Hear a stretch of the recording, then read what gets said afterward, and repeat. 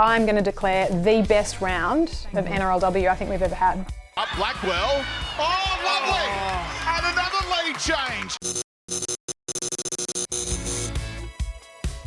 Well, welcome to the show and go, all thanks to Code Sports. Everything NRLW, this is where you're going to have it and get it. And again, joined by Pam Whaley from Code and from the Daily Telegraph. Pam. Hello, Lara. And so good to see you, because this was, I'm going to declare, the best round of NRLW I think we've ever had. I think so too. Yeah, we had some great games, high quality, a couple of upsets as well. So happy to get into it. 3 games decided by less than a converted try. So I was on the edge of my couch watching from home in every single minute. So let's get stuck straight into it. What was your highlight of an enormous weekend? Well, the Cowboys win, first of all, Yes. over Cronulla, but then the hit, the S.A. Barnu, that really got me up off my seat, I think. S.A. Barnu with the shot of the year. Talking to the Cowboys girls, just that she's someone that they all love to play with and they all agree it was her best game. She's been in the club, she's established herself now as one of their key front rowers. But the context of the game, I think it didn't force a turnover, but poor Tale Holmes was rattled. And then the very next set, they go on to score the match-winning try. Slow to get up, Blackwell. Oh, lovely! And another lead change. The Cowboys forwards absolutely rocked it at Shark Park. Okay, I think we need to keep Try July going for the entire NRLW season. It should just be try celebration like for every round of every game, because the girls are just killing it, and that's where my highlights come again. And I can't split between the two. Again, at Shark Park, we saw Mackenzie Wheel and Talisha Harden.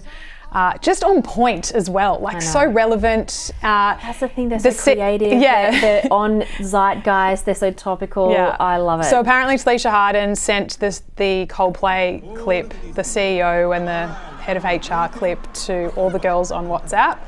And so it just obviously went off during the week, and then they've come up with the perfect try celebration. That's when you're going to get noticed, when you really pick up those moments and run with it. So that was fantastic. And then obviously the Titans needed to get a win against West Tigers, and then Jamie Chapman does the flip, and I don't know how. Like, I don't know how she does half the things that she does on the footy field. But an athlete. Also, she had hamstring tightness last week as well. Yeah, I was a bit worried. I was thinking, Jamie, Murph is probably going, hang on, please don't do that. Don't do that. Don't. I wonder if that's how she feels about it, though. Like, please don't hurt yourself. You're too valuable to our team. Truly, they've got plenty of injuries and things like that at the moment. They don't need that, but it was good to watch. Yeah, I'll tell you what else was good to watch. The Broncos, Roosters. Honestly, this game came down as well to the final moments, but we hyped it up, said, early grand final showdown, and the 2 heavyweights of the competition, for it to go down to 30 to 26 in the last few minutes. That's not how it started, though. It felt like the Roosters were, I think, 18-0 up very quickly. Yeah, they obviously started so strong, and we have said for the first couple of weeks that this was going to be kind of like the match of the round, and it's been the match of the season so far, because both are, premiership favourites. Obviously, the Broncos have Tamika Upton, the Roosters, the reigning premiers. They've got an amazing squad.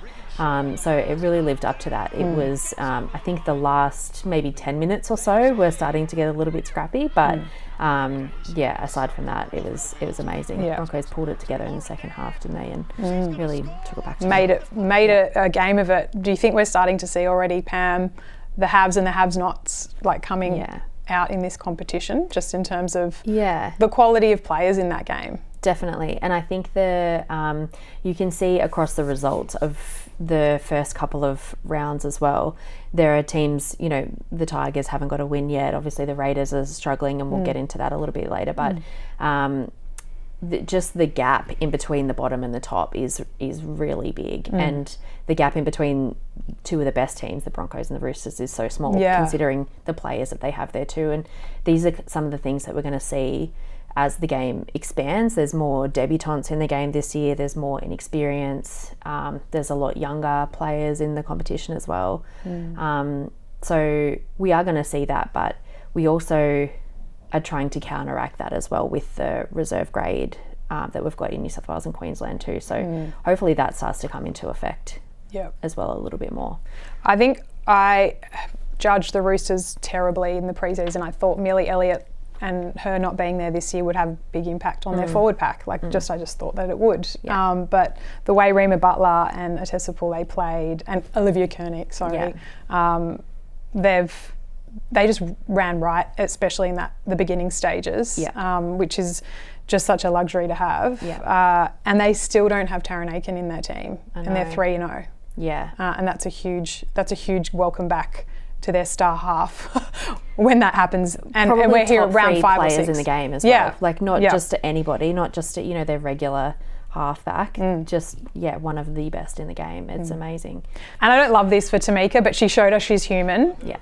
And I don't want to highlight it, but she dropped the ball, a big bomb that at the next set of play, the Koenig scored the try that seals the deal. But up until then, there were frustrating moments, I feel like, for the Broncos in attack in that game. Tamika threw her arms up a few times, when it's not clicking for them, and particularly early in that first half. Yeah. For the Broncos, though, so much to take out of it. Jada Ferguson was excellent again, and they did get back into the game. It only came down to, I'm sure there are things there that Scott Prince goes, you know what, early in the season, we got to get that right. Probably some good lessons to come out of it. I actually feel like the 3 best games this weekend, that was one of them. Yeah. The next one was the Cowboys getting the upset win at Shark Park.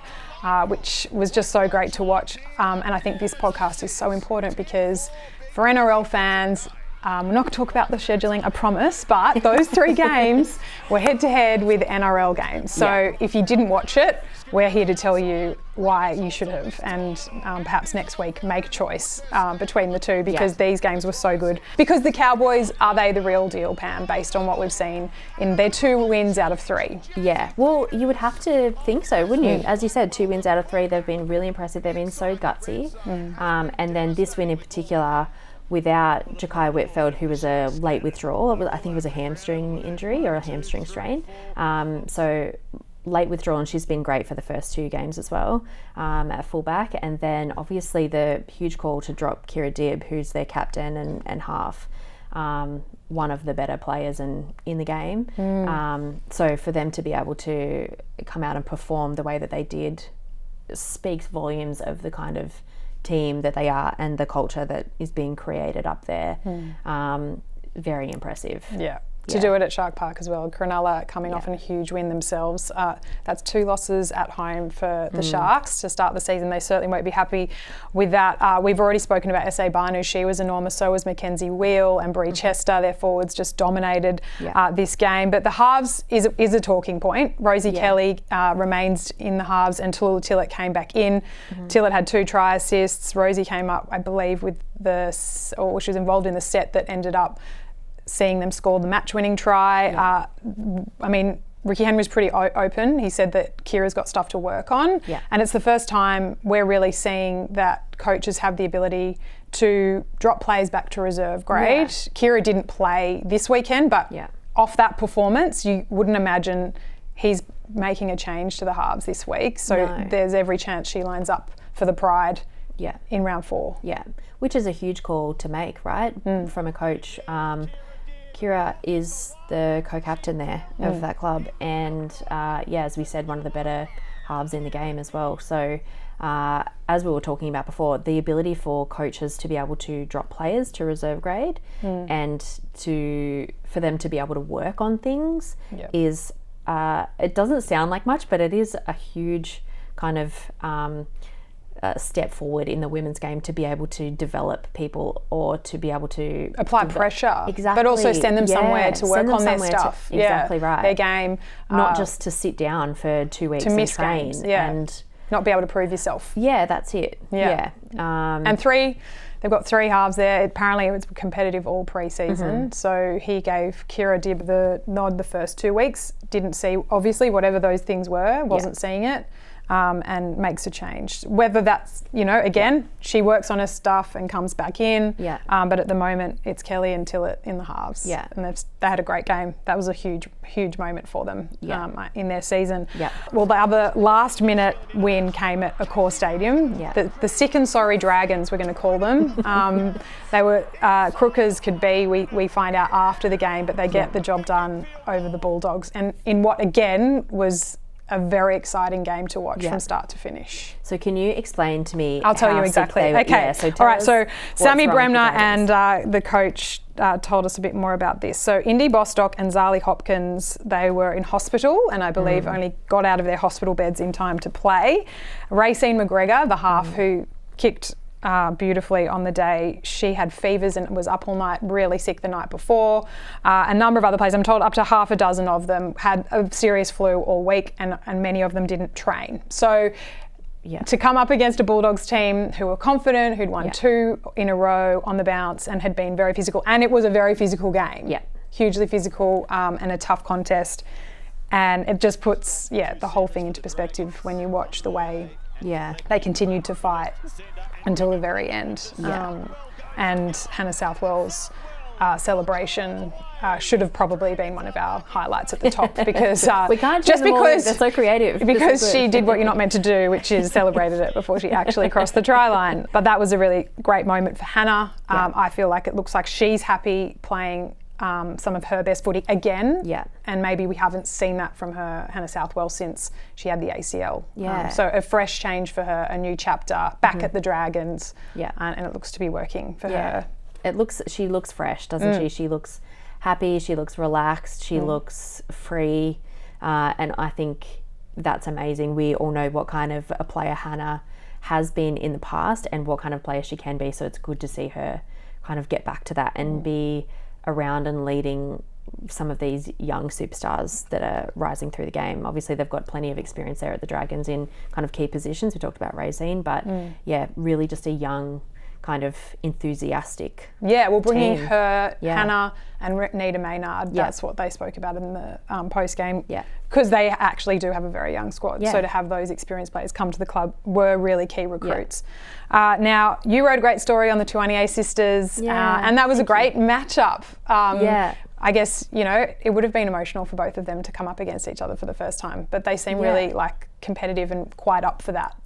Well, they're super competitive, by the way, as you can kind of tell. But it was cool for Trinity to start as well and kind of get that battle going early with her sister. Obviously, Alexis has been, I think she's been one of the form players of the competition in the first 3 weeks. And she was enormous again on Saturday. Just has been racking up 200 meters each game like it's absolutely nothing. She's got so many post contact meters, she's so hard to handle, and only young as well. And obviously Trinity is the next one that's kind of coming through, and then they've got a younger sister Paige as well who's development at the Dragons too, so very special stuff happening with that family, which is very cool. Trebojevich's 2.0, but the Tuaniers instead.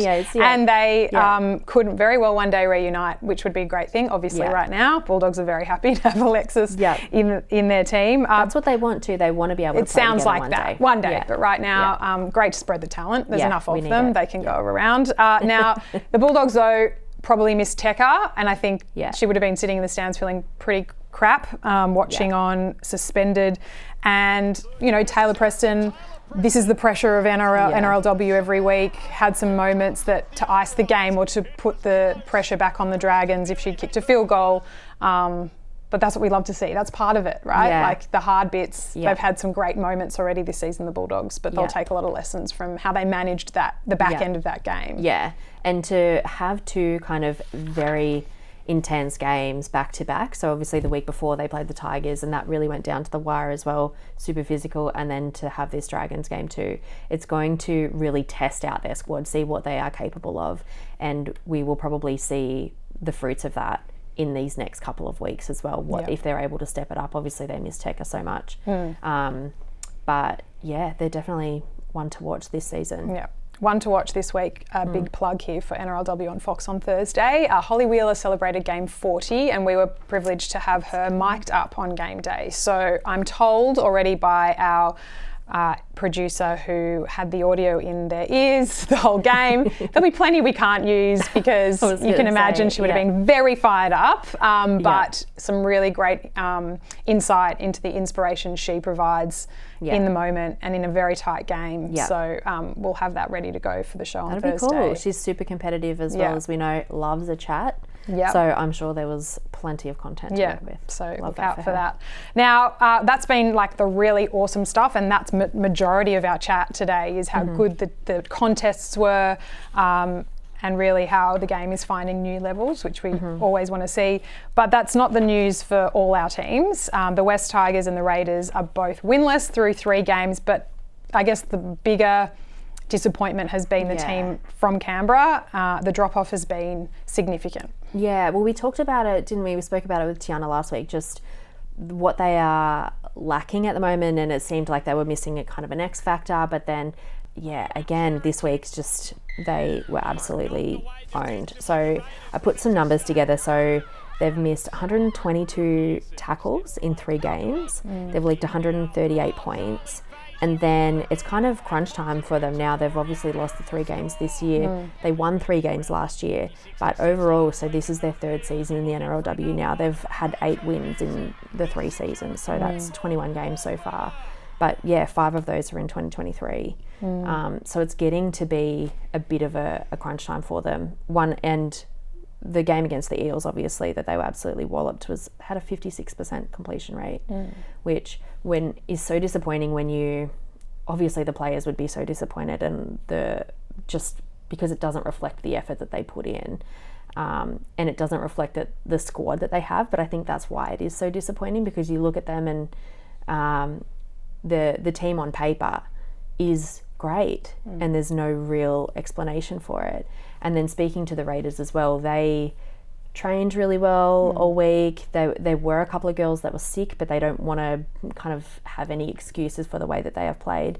But they've had those 3 games at home as well, and we know what a tough record they've got playing at home. Now they go to Townsville this week to play the Cowboys, which is a tough away trip, but it might be exactly what they need just to get away together and maybe spend some bonding time and just to get out of Canberra, and hopefully get some confidence, because it just seems like they're lacking so much confidence. It seems like once a team starts to get a roll on them, they just kind of everything goes out the window. And they're better than that. They're a better team than that. Yeah, I think you naturally start to look at what could be going wrong there, and it did start so brightly in their first campaign. We heard of how wonderful the camaraderie and the vibe and the team spirit was, and it showed with their performances. And I think maybe the honeymoon is over a little bit for the Raiders, in terms of they are essentially a relocation club. Like, for most of their players, they have to, pick up their life wherever they are. They either move there full time, and a couple have, but then a lot of them only move for the 6 months around the season. Again, in that first season, we heard of share houses, and this is all the stuff around the women's game that is very different to the men's. They have to pack up their life, set up for a period, and then potentially go wherever it is that they originally live. And I think that's something the Raiders are going to have to, as a club, manage until they're full-time athletes, and it's a longer program, and they have to actually relocate, full-time, and never, Canberra becomes home. Like right now, it's short-term, maybe it's harder to, again, attract marquee when you've got to pack up and move to Canberra. It's not the same problem for the Roosters or for Brisbane. A lot of their players are based, and they're Sydney happily or based. Brisbane or their jobs, their lives are there. That's not to say the Cowboys won't have that, but it also comes down to your catchment and your pathways, and whether you have the talent to call upon coming through, or whether you have to bring most of your team through from other areas. Well, we hope that it turns around for them, but it may be something that's happening for them behind the scenes, and we're obviously only making this assumption because it would appear there's some challenges that Darren Borthwick is dealing with right now. All right, it is of course a lot going around in the international game right now in terms of the Kangaroos. We're hearing that obviously that coaching role, a lot about it, but the Jillaroos, Pam, we haven't really heard boo out of the NRL since Vegas. And we need a coach. If it's Jess Skinner, let us know. Well, hopefully it will be. I feel like they seem like they're going to announce them at the same time, whether or not that's in the next couple of days, whether that's next week. So hopefully they have nailed down an option there. But what the big consideration for the Jillaroos job is moving forward. So what do the next couple of years look like? Obviously we've got a World Cup coming up next year, and then in the next couple of years after that as well. This is a really crucial time for the Jillaroos as well. Obviously we saw in Vegas, it was such a huge win for the Jillaroos and over England, and they are so far ahead of the rest of the, the countries internationally, just in terms of how professional they are. So it's not like someone has to come in and work magic or anything like that, but that planning in terms of what does the World Cup squad look like, what does the next World Cup squad look like, that is all going to be really crucial at the moment, because we have girls who are getting into their late 20s, early 30s, potentially wanting to have families, potentially wanting to retire. It's just the renewal of the squad. It may happen in the next cycle, right? Yeah. The big one is that Jess Skinner was put into the role very last minute before Vegas. They didn't open it up per se to applicants or interview for it. That's not to say Jess isn't the right fit. Perhaps that's where they go for the Pac Champs, but then do you go, okay, after that, let's look at all the options, see who's interested, because it'd be nice to have someone locked in for the long term. And again, if they've done that with Jess, that's no problem, but have a plan. It'd be great to know. Yeah, it'd be great to know for the players, for the planning. The coach can then watch the NRLW and start getting organised. I would hate to see it left so long again, Yeah. You want someone in there who is dedicated, who is watching all of these games, who has a plan and is open to making a plan and speaking to these players and bringing through the next generation, which is going to happen sooner than later. Yep. All right, watch this space. Now, we did this last week. I took the first carry on how do we make women's rugby league greater. Pam, I've thrown it open to you now to come up with your idea, and I think you've been having sleepless nights trying to come up with something. I have. I've tossed around so many different things, but I think the overarching one, and we've spoken about this, is just we want more content. We want more accessible content as well. So whether that's, on the NRL's website, to be able to clearly find things, to be able to have easily accessible statistics, to be able to, and that's something that we do on Code Sports as well. So it's pretty easy to navigate. If you we have now put together the NRLW stats, you can find them on Code Sports, but we just want more content, more stories, more I think. Well, just dedicated space maybe as well. Dedicated space. I'm not sure going to NRL.com and trying to toggle through all the like you go to draw, it's the men's, then you've got to change it up. If you go to ladder, it's the men's, then you've got to change it up. It feels like it's harder to find, and it's very jumbled at the top. The content is all over the place and all on top of each other. So I get it. You're then probably inviting NRL fans to go, I'll click on the girls as well, but I don't know. I think it's about time it's separated. It'd be nice to separate it and create its own space rather than have it all jumbled together. Am I making it that up for you, or do you like that? I like it. Okay. No, I like it. But I just want more. More output. I want it in your face a little bit more. That's what I want. Because the stories are there, the games are there, the competition is there. I just want it to be front and centre, especially at this point of the season where we're kind of gearing up. Weirdly, we're like a third of the way through the season already, so we're kind of gearing up, and I think there's no better time. All right. Well, round 4 is incoming. Send us your thoughts and email us at codenrl@news.com.au, or reach out to Pam or I on socials, and we are happy to take questions and also your ideas of how to make NRLW greater. Yes. Beauty. Pam, well done. Great stuff. That was so fun and easy to talk about all those amazing games and highlights. The only team we gave crap to were the Raiders. Sorry, but it hasn't been a great start for them. No. All right, we'll see you next week.